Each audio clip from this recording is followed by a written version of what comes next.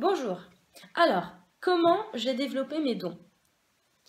Euh, Quand j'étais enfant, euh, je rêvais d'être un petit peu comme les sœurs Halliwell dans Charmed, les séries que je regardais à l'époque. Voilà, je rêvais d'avoir des dons, d'être entre guillemets une sorcière quand j'étais enfant. Et puis c'est vrai que du coup, je parlais aux oiseaux, j'avais un contact avec la nature, avec mes croyances qui étaient très très forts, malgré des parents qui n'étaient pas du tout ouverts à tout ça et pas du tout croyants. Et puis à l'adolescence, tout ça c'est parti un petit peu aux oubliettes, qui est revenu un petit peu ouais, quand j'avais 18-20 ans, où j'ai commencé à me rouvrir. Et là, voilà, mon rêve, c'était vraiment de me développer, c'était d'être médium et guérisseuse. C'était vraiment quelque chose qui me tenait à cœur. Et puis voilà, puis j'ai commencé à me former en gardant ça un petit peu de côté dans mon esprit. J'ai commencé à me former à la sophrologie qui m'a beaucoup ouvert. Et à un moment donné, j'ai commencé à avoir très peur parce que j'ai commencé à voir des choses un petit peu invisibles. J'ai commencé à me rendre compte qu'il y avait des choses qui existaient dont je n'avais pas conscience avant au niveau spirituel. Et puis, j'ai été me faire accompagner, hein. J'ai été voir des personnes, des thérapeutes, pour qu'ils m'accompagnent parce que du coup, mes dons commençaient à s'ouvrir. Mais en même temps, je ne savais pas exactement ce que j'avais comme don, je ne savais pas quelle était ma mission de vie. Je me cherchais encore à cette époque-là. La sophrologie m'a énormément apporté dans l'ouverture et la connaissance de moi-même. Ensuite, après la sophrologie, donc j'ai fait la formation en PNL qui m'a aussi remise beaucoup en question, à transformer mes croyances erronées sur la vie, sur moi, sur les expériences. Et puis après, en continuant mes expériences avec le Reiki, avec les séances que j'ai pu faire aussi avec d'autres personnes, j'ai continué à évoluer en me remettant toujours aussi en question, puisque souvent quand j'ai des clients, ou des élèves d'ailleurs, je leur conseille beaucoup de choses et je sais que voilà, c'est applicable aussi à moi et c'est pour ça que je l'applique vraiment dans la vie de tous les jours au maximum. Donc voilà, j'ai continué à travailler sur moi pour aussi m'ouvrir vraiment au niveau spirituel. Et puis un jour, je suis allée voir une voyante, en fait, un culturel carte. J'ai été la voir et puis en rentrant dans son cabinet, elle me dit, bah, vous avez des dons. Et là, je la regarde, je lui dis, bah dis donc, si vous pourriez me dire ce que c'est, parce que depuis le temps que je les cherche, mes dons. Et elle me dit, bah, vous êtes médium et guérisseuse.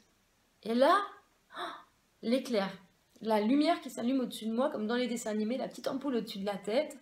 Mais c'est tout ce que j'ai toujours rêvé d'être en fait. J'avais ces dons-là en moi, mais j'en avais pas conscience. Donc en fin de compte, on a tous des capacités en soi et dont on n'a pas conscience. Quand on observe un petit peu les examens qui ont été faits à des médiums, par exemple, ou à des guérisseurs, au niveau du cerveau, quand ils font des IRM, etc., on se rend compte qu'en fait, quand ils sont en train de faire un soin ou de canaliser des guides, qu'il y a des zones du cerveau, entre guillemets, qui s'allument, c'est-à-dire qui se mettent en fonctionnement, alors que chez d'autres personnes ne se mettent jamais en fonctionnement. C'est comme si c'était des zones qui étaient endormies. Donc c'est que c'est possible, c'est qu'on a tous le même cerveau et que ces zones-là sont simplement endormies. Donc il suffit de les réveiller. Donc on a tous des capacités qui sont, selon les personnes, plus ou moins conscientes, plus ou moins ouvertes. Et mon but, du coup, c'est d'accompagner aussi les personnes, puisque moi j'ai réussi pour moi d'accompagner les personnes pour avancer. Et puis au fur et à mesure de mes expériences, donc voilà, je savais quels dons j'avais, je continuais à les développer, à travailler sur moi, à dépasser mes peurs aussi, parce qu'il y a toujours aussi des peurs, des mémoires aussi qui restent en soi et qui nous empêchent d'avancer. Et puis un jour, j'ai été voir une personne euh, qui faisait de la lecture d'âme et qui me dit bah, tu es ouvreuse de voix et puis tu es enseignante et ouvreuse de voix. Donc effectivement, enseignante, je l'étais. J'enseigne toutes les méthodes qui ont fonctionné, qui fonctionnent pour moi, pour tous mes élèves. Et en même temps, j'étais ouvreuse de voix et je savais qu'à chaque fois que les personnes venaient me voir, je savais qu'il se passait quelque chose. Je savais que leurs dons s'ouvraient, mais je ne savais pas, je n'avais pas mis vraiment de mots dessus. Et là, ça a été vraiment le déclencheur et j'ai dit oui, ça y est, je suis ouvreuse de voix. Je l'ai mis sur mon site internet. Je l'ai dit aux personnes quand on me demande qu'est-ce que tu fais, Sarah. Je suis enseignante en sophrologie, PNL et énergétique. Je suis ouvreuse de voix et j'explique ce que c'est. J'ouvre les capacités des personnes. C'est comme si je réveillais ce qui était endormi. Je les aide à débloquer ce qui bloque encore pour évoluer. Donc tout cela pour vous dire que on peut tous développer nos capacités, tous. Simplement, voilà, il y a des bases quand même à apprendre parce que il faut apprendre. Oui, c'est bien beau de faire des soins, par exemple avec les énergies, c'est bien beau de canaliser les guides, mais il faut faire très attention parce que il y a des personnes qui attrapent des choses négatives malheureusement sur elles. Il y a des personnes qui pensent canaliser des guides, puis en fait, ce sont des défunts qui sont sur un plan vibratoire assez bas et qui du coup vont pas être neutres du tout, qui vont leur dire simplement ce qu'ils veulent entendre. Donc voilà, c'est vraiment un apprentissage aussi de technique pour pouvoir développer ses dons en toute sécurité. Alors après, effectivement, donc il y a le livre que j'ai écrit, hein, Développer votre intuition, vos dons et vos talents spirituels, avec plein d'exercices. Il est disponible sur Amazon, mais aussi dans la boutique en ligne du site, avec plein d'exercices et d'explications pour pouvoir évoluer et avancer.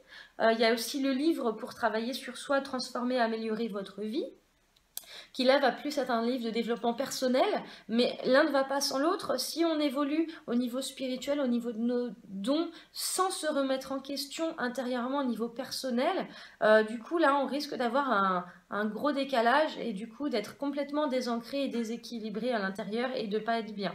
Donc c'est vraiment un travail complémentaire, le développement personnel et le développement spirituel. Et puis il y a aussi le livre Les messages de Marie et Jésus que j'ai écrit et qui est plein en fait de conseils sur le rapport à l'argent, l'individualisme, les émotions, les médiums, voilà, les missions d'âme, le mental. Ce sont des messages que j'ai canalisés et qui nous remettent un petit peu voilà, dans des croyances positives et nous expliquent comment on peut améliorer notre vie et comment on peut avancer sur ce chemin-là. Et puis, donc, à un moment donné, j'ai canalisé mes guides qui m'ont dit, Sarah, tu arrêtes le Reiki, maintenant tu fais des stages. Ah, d'accord. Mais du coup, qu'est-ce que je mets dans ces stages et combien de temps ils vont durer et voilà, c'est les questions que je posais. Et là, on m'a expliqué, tu dois aider les personnes à travailler avec les énergies de la Terre, à travailler avec les énergies voilà, cosmotelluriques qu'on appelle les énergies aussi des guides, parce que les personnes doivent être alignées. C'est-à-dire que pendant très longtemps, on a eu des médiums d'un côté, des magnétiseurs de l'autre ou des guérisseurs de l'autre, qui étaient souvent accompagnés, le médium était souvent accompagné d'un mari guérisseur, par exemple, ou d'une sœur guérisseuse, ou d'un proche en tout cas, sans en avoir forcément conscience, mais en tout cas, on se complétait comme cela inconsciemment. Et puis aujourd'hui, on nous demande maintenant vraiment d'être aligné avec ces deux énergies-là, c'est-à-dire de se développer, de faire les deux. Parce que très souvent, les médiums ont une énergie très ouverte au niveau médiumnique et du coup sont pas forcément très ancrés à la Terre. Et la Terre, c'est très important parce que c'est ce qui nous permet vraiment de matérialiser les choses. J'ai une idée qui arrive, une super bonne idée, mais si je suis pas bien alignée, si je suis pas bien dans mon ancrage, si je suis pas bien stabilisée, du coup je vais pas pouvoir la rendre vraiment visible et la mettre en action et développer cette idée, la rendre concrète. Donc du coup, ce qui va se passer, c'est que quand on va pouvoir travailler sur cet alignement, on va et d'un avoir ces bonnes idées et de deux pouvoir les mettre en place concrètement et pouvoir se développer encore mieux et encore plus vite parce qu'on sera relié vraiment aux énergies qu'il faut.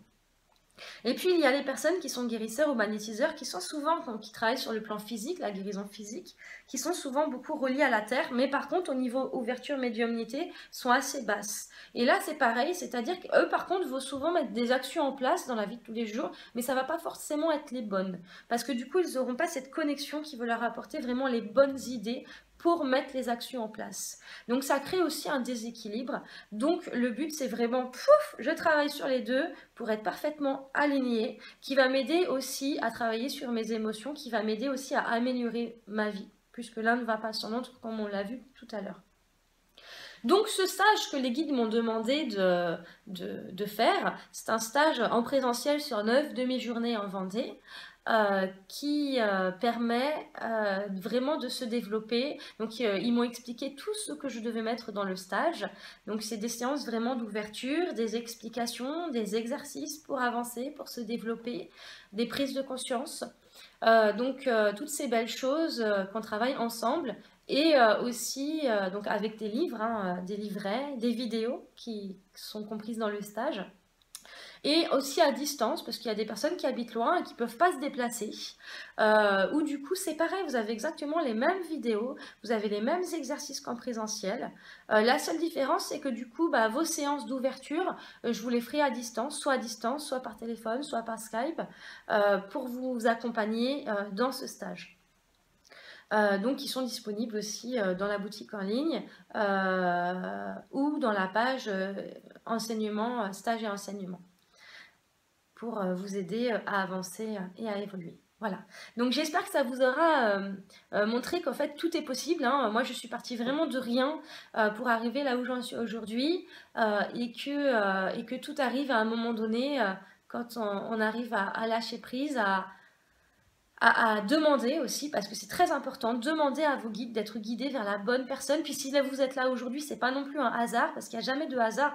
Moi, toutes les opportunités que j'ai pu saisir, c'est parce qu'à un moment donné, j'ai rencontré une personne, je suis tombée sur un livre qui m'a vraiment encore plus ouverte. Et voilà, il n'y a pas de hasard. Donc écoutez-vous, écoutez votre cœur et continuez à avancer.